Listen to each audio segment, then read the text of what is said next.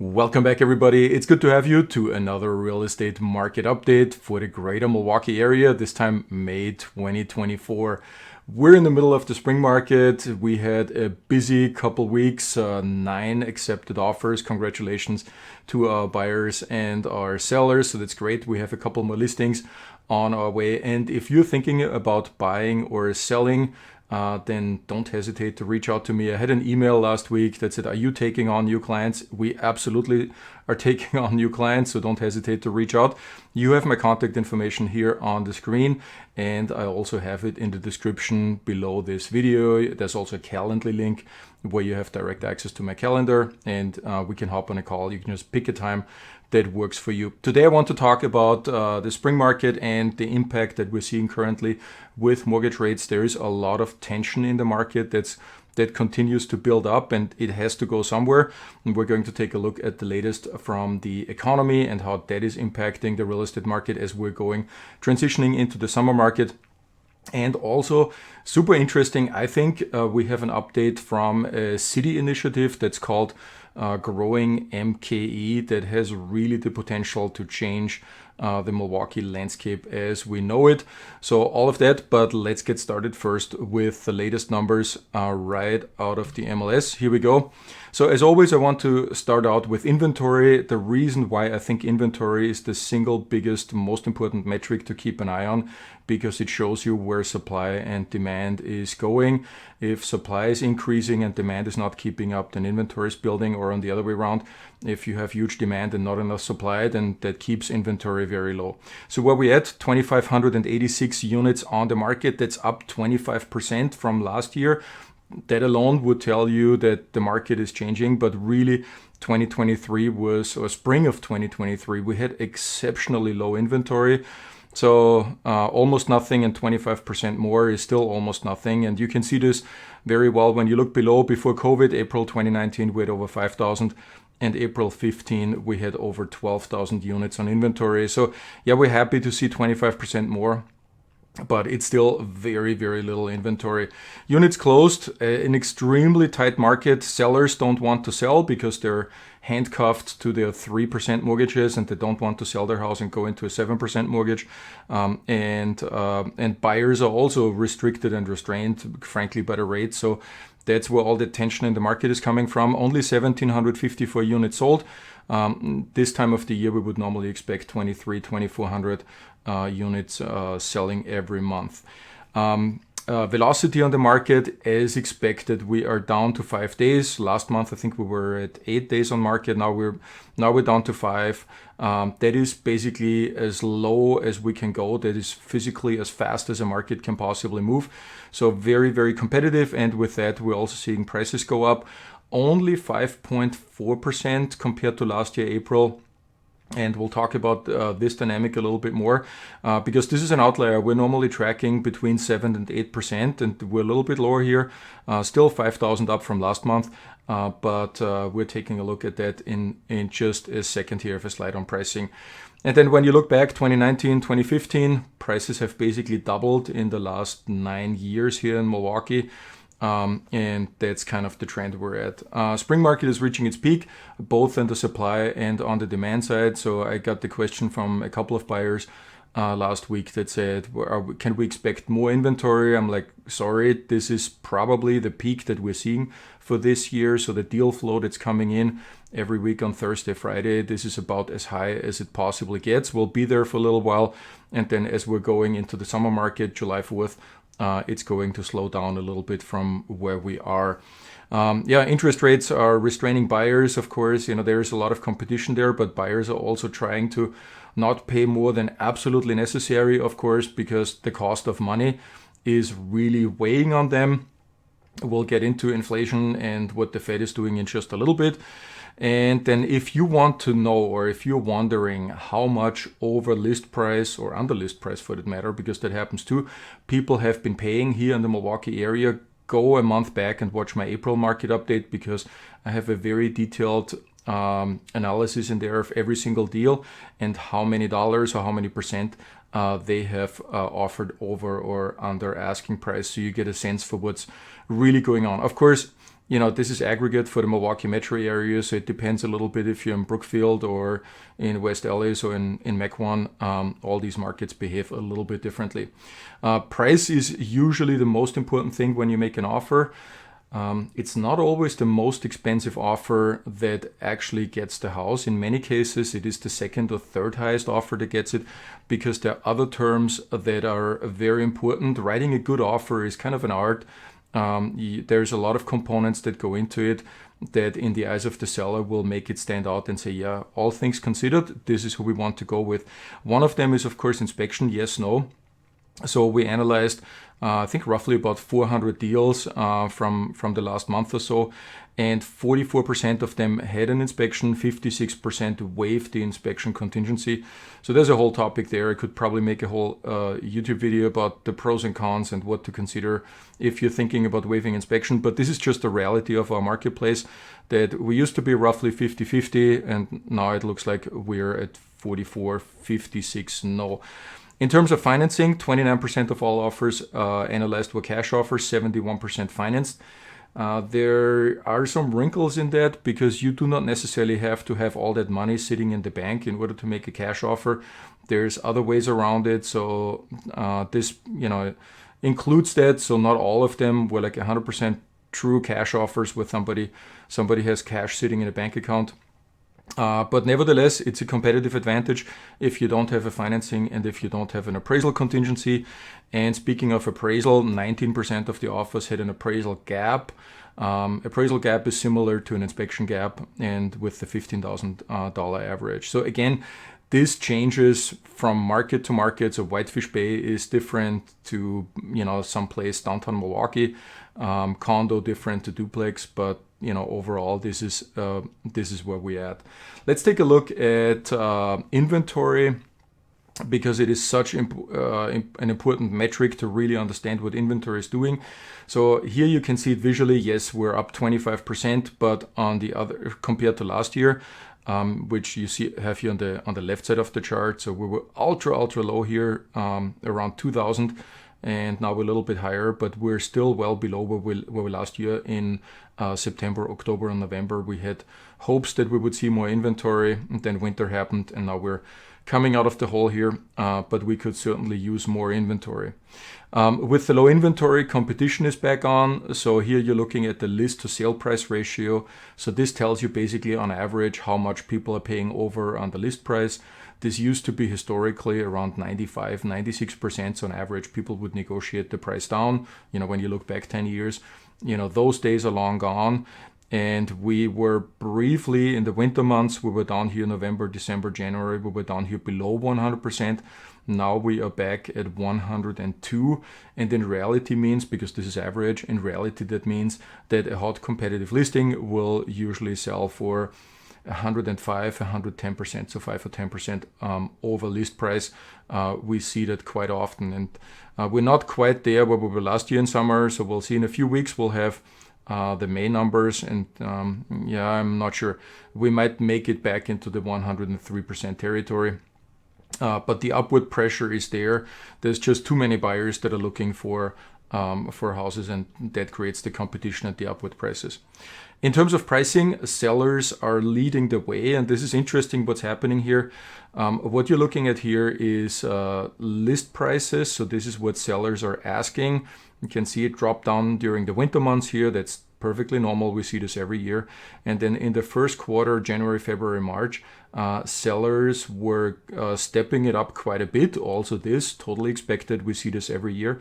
But there was quite a bit of uncertainty in the market. We didn't know, with the state of the economy being an election year, interest rates, where they're going. Over the last 3 months, they've been steadily trending up.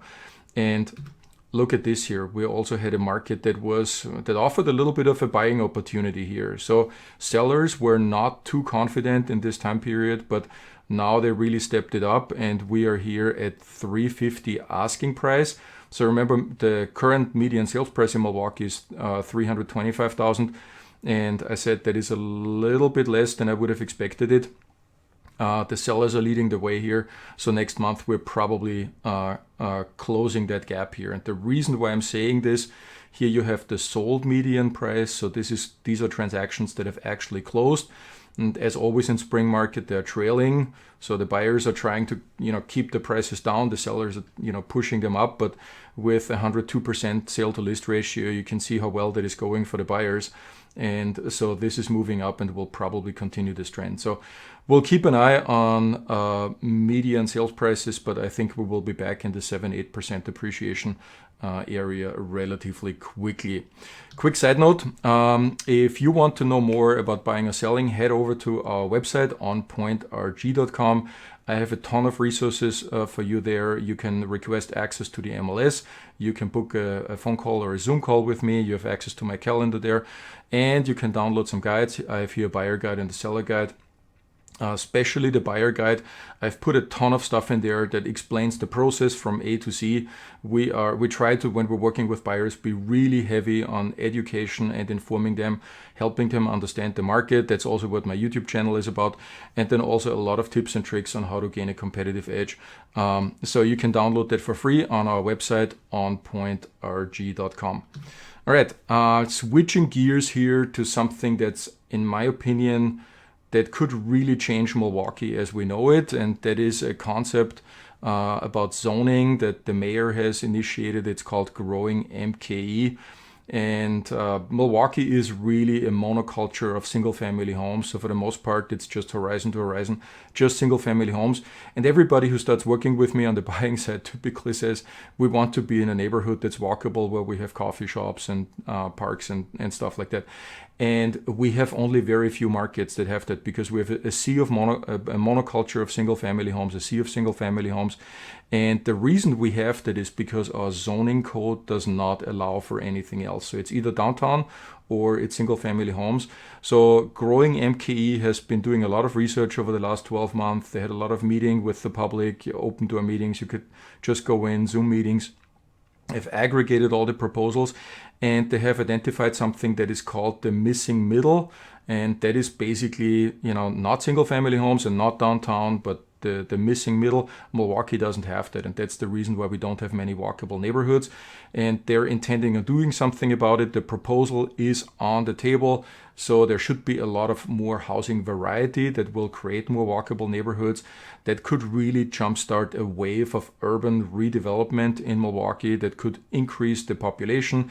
And keep in mind, this comes on the heel also of the freeway project that we have, that we're all suffering every day on I-43, but this is going to be, hopefully wrapped up pretty soon as well. And whenever you have infrastructure spending of that magnitude, usually you see urban development on the trail of that. And with the change in zoning law, we'll see this happening. So you have a few examples here. For example, we don't have any townhomes in Milwaukee. We have duplexes, but we don't have townhomes. That's a very common thing. This is a whole topic of its own, and I will make a video about Growing MKE in the next few days, so you can get an idea of what they're really proposing here, what the implications are. If this is going to come to pass, and I think this will be decided later this year, this is potentially huge for Milwaukee. So stay tuned for that. All right, let's take a look at mortgage rates. So we have been on quite a roller coaster here. Hitting up 8% last year in fall, that was, then we were wondering where are things going, once you hit 8%. Then at the end of the year, we came down rapidly here, and now picking up here over the last 3 months. And then, this has really been hard on buyers, being over 7% again. The last few weeks, we've seen a little bit of a release here. And this is extremely important. It has such a big impact on the real estate market, where if your cost of money goes up, it impacts both buyers and sellers. You probably know Barbara Corcoran from Shark Tank. She says real estate prices will go through the roof. Take a listen. So if you think prices are going to come down, definitely not the case. There is such a shortage of houses right now that prices have gone up despite everybody singing the blues. 9% this year. 6% this year. How did that happen? It happened simply because of supply and demand. There's a lot of buyers and not enough houses to be available, and that's what rules the market. Do you see prices continuing that move to the upside? I think the prices are going to go through the roof, especially if interest rates come down another point by year end. I think everybody and their mother and their in-laws is going to come out looking for a new house, and the competition is going to be so fierce that house prices will have to go up. So when should people be buying? Right now. But that's always my mantra. Always the best time to buy.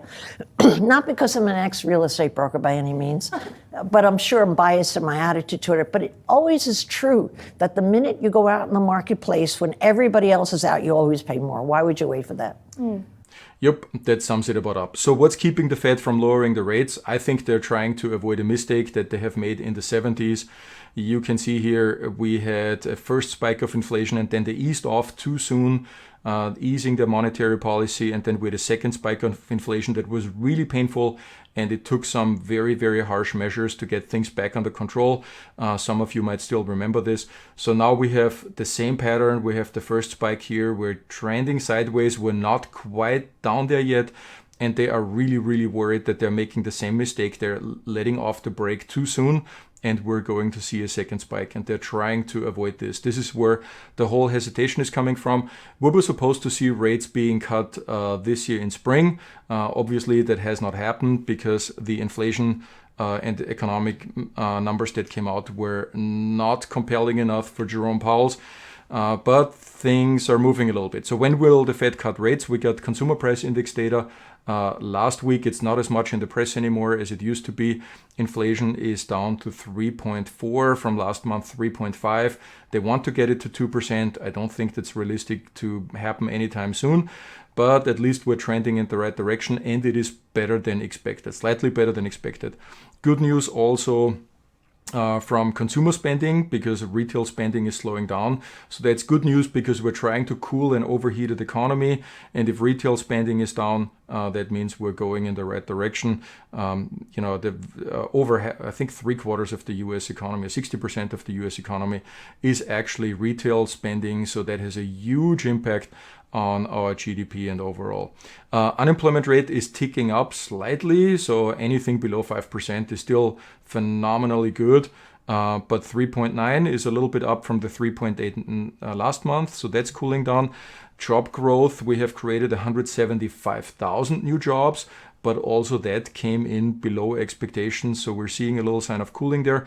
And also keep in mind, inflation is not a US problem. Inflation after COVID has been a global phenomenon. So, the other countries around the world experience the exact same thing. We're a global economy. Nobody can control these things on their own. And we're hearing now statements from the European Central Bank and from the Swiss National Bank that we may see them cutting rates pretty soon, which will also create an environment where the US has to respond to that. So I think rates will come down a little bit, but probably not in a dramatic way. And that also lines up with what we're seeing here with the forecasts from Fannie Mae, from the Mortgage Banking Association, and from the National Association of Realtors.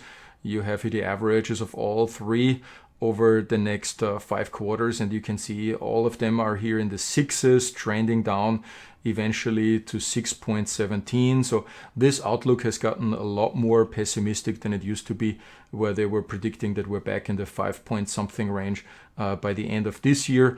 If you want to go back into the 5 point something range, you actually have to wait for the end of next year, 2025. That's when the Mortgage Banking Association seems to think that we might hit 5.9%. So the trend is we're thinking mortgage rates will get lower, but not in a massive way that would be like a landslide total game changer for the market. And, quite frankly, where we are with inventory, that would probably not be healthy either, because we would have, just like Barbara said, that would be a total run on the market and probably drive real estate prices, up more than we want to. And real estate and housing is actually 44% of the consumer price index. So that would drive inflation back up again. So a lot of moving parts here, and they're all somewhat connected. So what can we expect for the next few weeks? Rates probably in the range where they are now, between 6.5 and 7-ish. If you get a really good rate, have really good credit. One of our local banks that we like working with, I saw on Friday had posted 6.625, I think. So anything under 7 is a really good rate at the moment. Inventory supply is about as good as it gets right now. We will not see more. I think we're at the peak here, and as we're heading into July, this is going to slow down a little bit for the summer market. Multiple offers remain the norm. If it's a hot listing, if it looks good, price is about right, you will see a lot of interest from the market there. Of course, mortgage rates remain an issue for buyers. For many, that means looking a little bit lower, looking at their budget. They may have been looking into the 400 to 500 range, and now they're trying to keep it below 400, etc. So that also adds more competition in this particular price segments. If you go over $500,000, it's a completely different ballgame. And then especially over 600,000, you can tell there's a lot more room for negotiations. And by the way, not all listings are selling over asking. Go back and watch the April market update. You have all the details in there. How many are selling less than list price? There is room to negotiate on the right listing. The trick is just knowing on which one you have to come in over asking and on which one you can negotiate. So for the sellers, that means you absolutely have to be right on the mark. You have to prepare your house correctly. You have to present it well, and you cannot get overconfident with the price and think that the market will pay whatever. Buyers are very, very smart with the money, and they're very experienced. They watch listings every day. So if you price too high, the market will tell you that you are off. And that's pretty much all I had for you today. If you want to reach out to me, you can find my contact information and also my Calendly link right below in the description of this video. And with that, thank you very much for watching. I'll see you at the next one.